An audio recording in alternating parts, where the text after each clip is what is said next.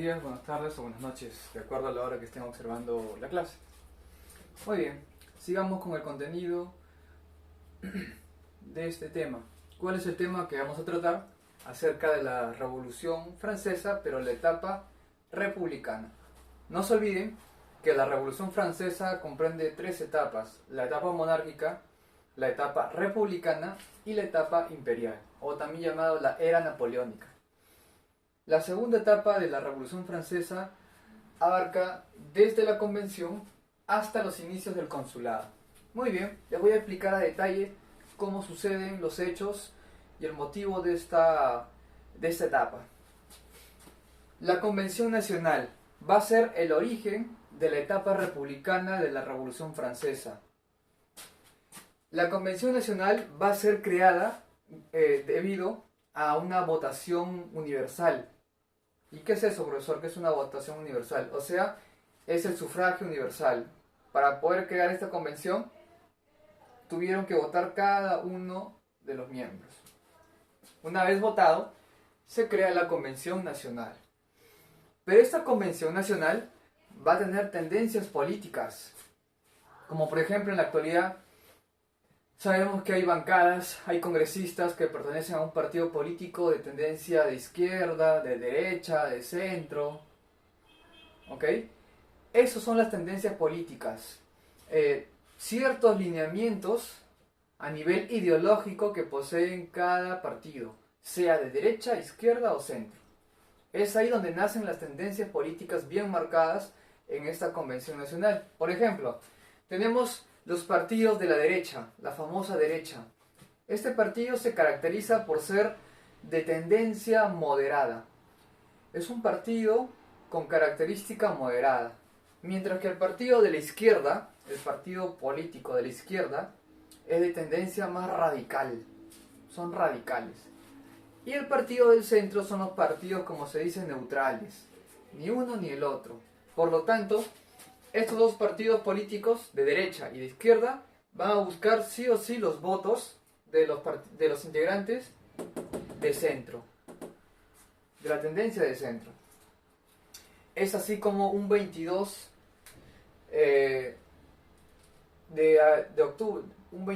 octubre se funda, del año de 1792 se funda la República, en plena revolución.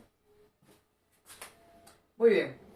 Para el año de 1793, un año después, mejor dicho, meses después de haber fundado la República, se va a condenar a muerte a Luis XVI.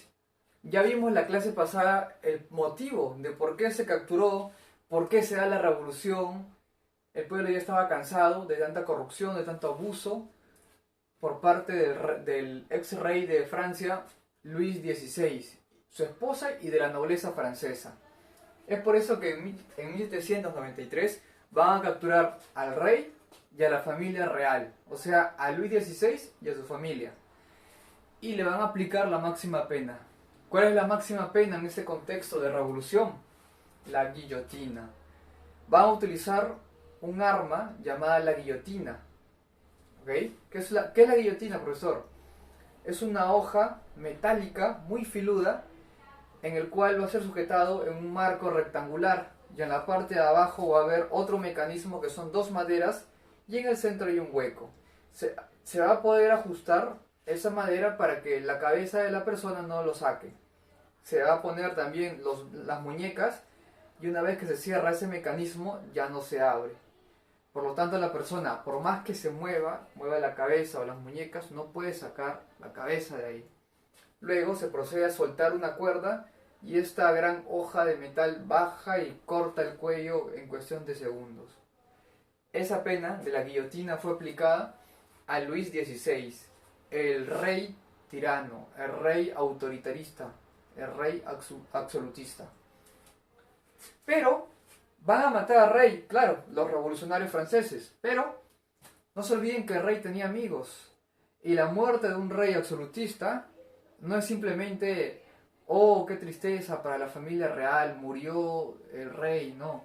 Es un duro golpe para las monarquías europeas, porque no solo matas un rey, matas al sistema regente en Europa, que es el absolutismo. Los demás reyes de Europa, los reyes absolutistas de Europa, no van a estar contentos con la muerte de Luis XVI. Por lo tanto, va a provocar el rechazo de ¿quién? De las monarquías absolutistas.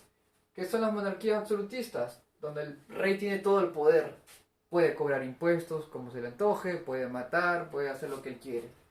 Y los demás reyes europeos, que también eran absolutistas, estaban disconformes con esta muerte. Es así como los girondinos, o sea, los girondinos son los de derecha, los moderados, los girondinos que estaban de parte de Luis XVI van a protestar. Y una forma de protesta frente a la muerte de Luis XVI es entregar un lugar llamado el Tolón. Ese lugar llamado el Tolón fue entregado a la primera coalición. Me preguntarán, profesor, ¿y qué cosa es una coalición? Una coalición es una conformación de varios países para enfrentarse en una posible guerra. Una coalición está conformada por más de 2 países. Esta coalición va a aceptar el Tolón. El Tolón fue entregado por los girondinos, por el partido de izquierda en Francia, como una especie de venganza porque asesinaron a Luis XVI. Ahora vamos a comenzar con las etapas. La etapa del gobierno del terror. Su nombre lo dice, gobierno del terror. En este gobierno los asesinatos eran pan de cada día. Todos los días eran asesinados los opositores a la Revolución Francesa. ¿Ok? Todos los días cortaban cabezas. Todos los días utilizaban la guillotina para cortar cabezas. Es en este contexto del gobierno del terror donde el Comité de Salvación Pública va a crear y le va a poner este nombre, Gobierno del Terror. ¿Cuál era el objetivo de ponerle ese nombre tan que asusta? Este nombre tan impactante, Gobierno del Terror.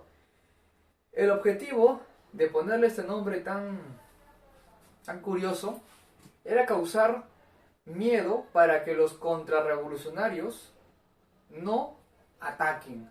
Era para causar miedo con el objetivo de que los invasores no vayan a ingresar a Francia.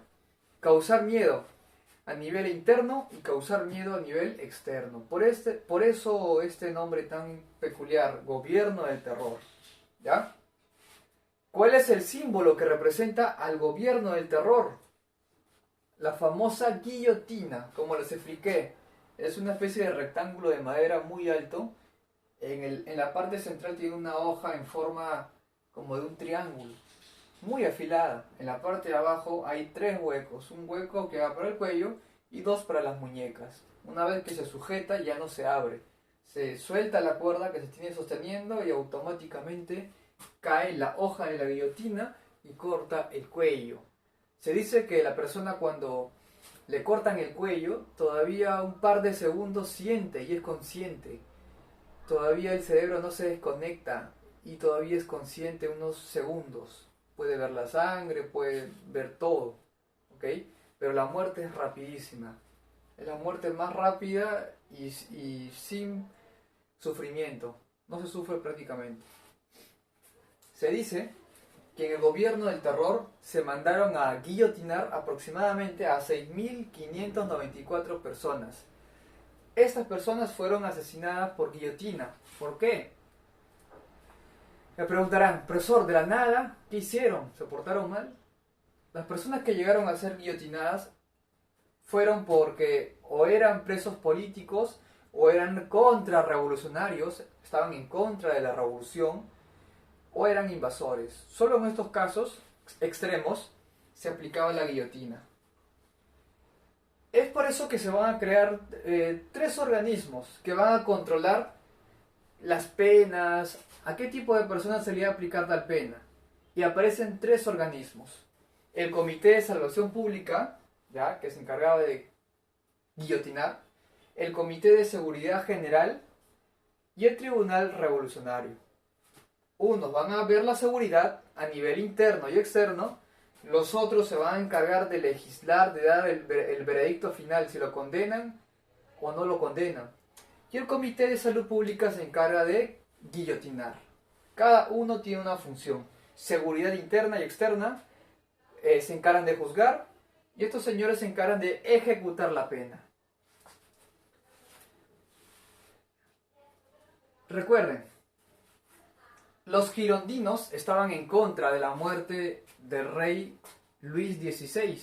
Es por eso que los girondinos van a tratar de sabotear la revolución, porque van a estar en contra de eso. No quieren que se acabe el antiguo régimen, los girondinos. Es por eso que van a arrestar a algunos líderes girondinos y los van a acusar de traidores a la patria. Se pensaba, cualquier persona que esté en contra de la Revolución Francesa es un traidor a la patria y la pena máxima es la muerte, o sea, guillotinarlo. Fueron acusados los girondinos y estaban encerrados. Todavía no los mataban, pero estaban a punto de ser condenados. Pero no los mataban todavía, los tenían solo prisioneros. En ese contexto aparece un revolucionario llamado Pablo Marat. Pablo Marat era un editor, ¿ok? Un editor en un periódico llamado El Amigo del Pueblo.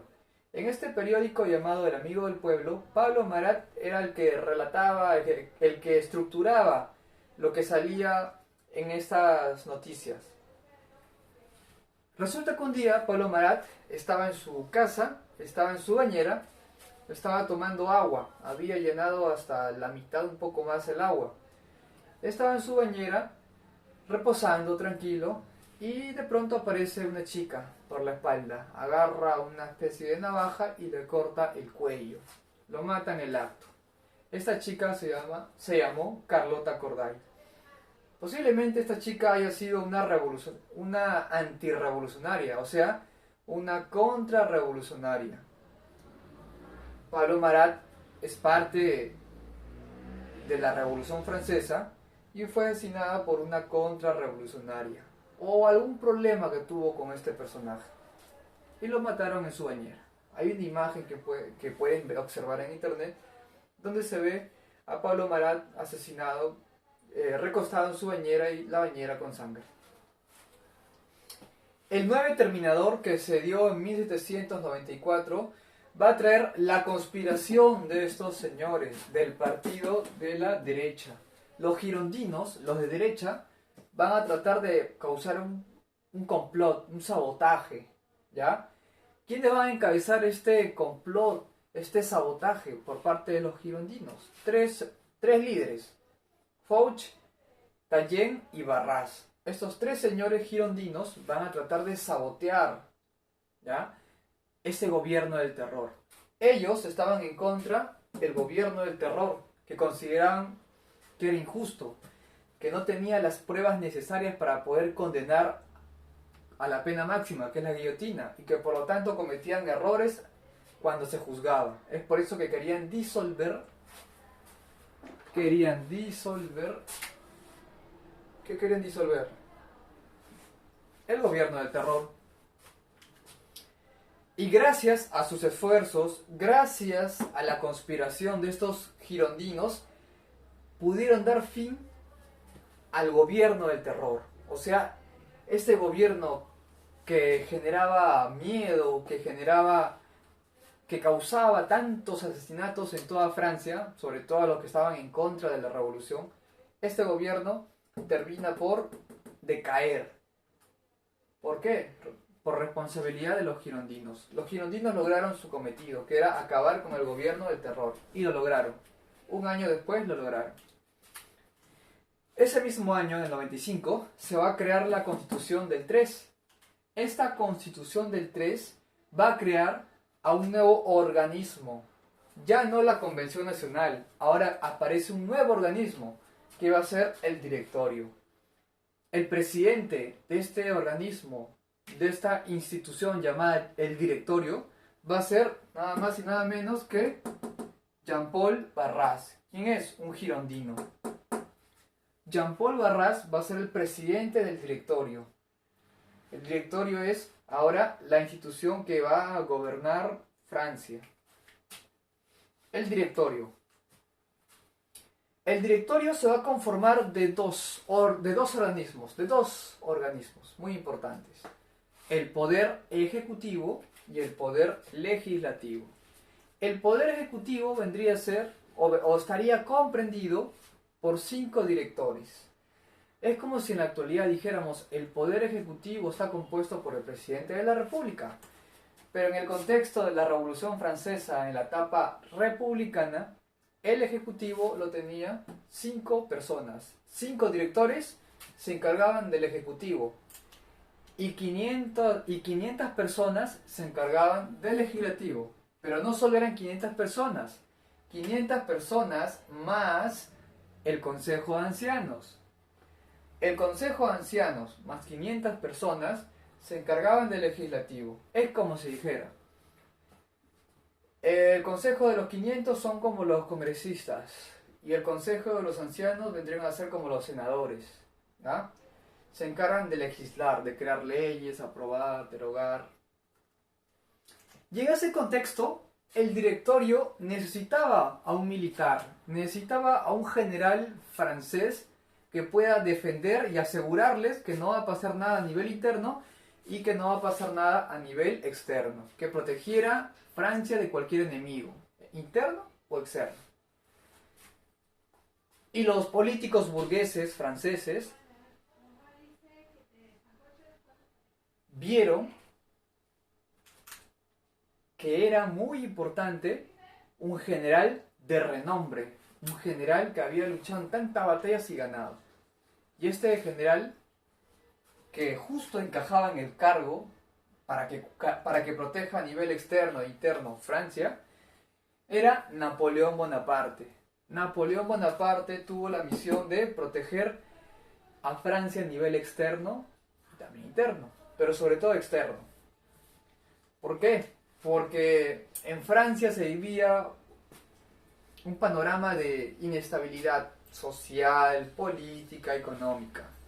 El directorio le hizo frente a estos problemas que había en Francia, que era, por ejemplo, la pobreza, pocos ingresos al Estado, problemas entre los partidos políticos, ¿ya? El directorio tuvo que hacer frente a todo esto. Mientras que en la parte externa, el que se encargaba de proteger Francia de cualquier invasión de cualquier país era Napoleón Bonaparte. Hasta ahí todo está muy bien. Napoleón protege a Francia de los invasores, el directorio se encargaba de los problemas internos, ¿ya? Hasta ahí estaba equilibrado. Pero resulta que Napoleón no solo quería proteger a Francia y luego ser considerado un héroe, no. Napoleón Bonaparte aspiraba mucho más. Él no quería ser un simple actor, él quería ser el actor principal de Francia. Él no quería ser simplemente un general que sea considerado héroe. Él quería tener el poder total de toda Francia. Y él tenía una visión expansionista de Francia en Europa. Quería expandir Francia. Y es ahí donde Napoleón Bonaparte daría un golpe de Estado. Pero antes de explicar del golpe de Estado, algunas de las batallas en las que Napoleón ganó. Por ejemplo,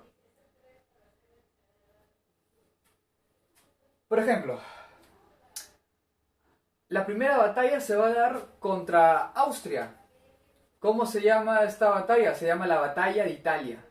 El objetivo de la Batalla de Italia era derrotar a Austria. Y es ahí donde Napoleón Bonaparte va a derrotar en 3 momentos a los austriacos. Y como resultado, los austriacos van a tener que ceder territorio. Van a tener que ceder ciertos territorios a Francia por haber perdido. Luego de esta hazaña donde Napoleón sale vencedor, sale airoso, ¿ya? Porque vence a los austriacos, se enfrenta a los ingleses en otra batalla, en la batalla de Egipto. En la batalla de Egipto, los turcos, o sea, los que gobernaban Egipto, se enfrentan a las tropas de Napoleón y son derrotados. Napoleón llega hasta el Cairo y los derrota. Vence a los turcos que estaban en Egipto en la batalla de las pirámides. En la batalla de las pirámides, ¿qué ocurre? Napoleón Bonaparte derrota al ejército egipcio y a las tropas inglesas, pero va a sufrir una baja en el mar. En el combate que se realiza en el mar, el general Nelson, general inglés, derrota a la armada francesa en el mar, pero en tierra Napoleón Bonaparte derrota a las tropas inglesas y a las tropas egipcias. En la batalla de las pirámides vence, y en la batalla de Italia también vence, pero Austria. Resultado, Napoleón cada vez era más venerado, tenía más renombre, como se dice, estaba aumentando todas las victorias para que llegado un momento dé un golpe de estado y diga, yo puedo dominar y controlar Francia, es más, me puedo enfrentar a diversos países y vencer. Sus batallas ganadas hablaban mucho por él, y eso es lo que va a hacer. El 18 de Brumario de 1799, Napoleón Bonaparte le da un golpe de estado a su antiguo empleador. ¿Quién es el que contrató, el que llamó a Napoleón? El directorio con apoyo de los políticos burgueses. ¿Okay? Napoleón Bonaparte le da un golpe de estado al directorio, acaba con el directorio, ¿ya? Adiós directorio, ya no había directorio. Y en reemplazo del directorio, Napoleón Bonaparte va a crear un nuevo organismo. Ya no va a haber ni la Convención Nacional, ni tampoco el directorio, sino que va a crear una nueva institución llamada el consulado. El consulado. Y con el consulado, él va a estar a la cabeza del consulado. Él va a ser un cónsul ahí, va a ser el cónsul vitalicio principal. Él va a dominar el consulado. Y el directorio desaparece. ¿Por qué Napoleón Bonaparte le da un golpe de estado al directorio? Primero, él quería el control de toda Francia. No simplemente quería ser un general con victorias, no. Segundo, él quería expandir Francia. No solo se conformaba con el territorio de Francia, él quería que Francia sea más poderosa. Él pretendía luchar con otros países y vencerlos, aplicando las estrategias de guerra. Él quería el poder total, no se conformaba con poco, él quería todo el poder, quería expandir, quería que sea un imperio Francia, a lo imperio carolingio, no quería simplemente un pequeño país llamado Francia, él quería expandir Francia en Europa, y por este motivo se va a ganar muchos problemas con diversos países que eran absolutistas, y que van a ver peligrar sus países por esta acción expansionista de Napoleón Bonaparte. Y es ahí donde la próxima clase vamos a ver cómo Napoleón Bonaparte se enfrenta a varios países de toda Europa para poder cumplir su sueño de expandir Europa y hacerla un país muy poderoso. La próxima clase vamos a ver a detalle cómo va a ser este enfrentamiento. Muy bien, sería todo por hoy. Nos vemos, gracias, chao.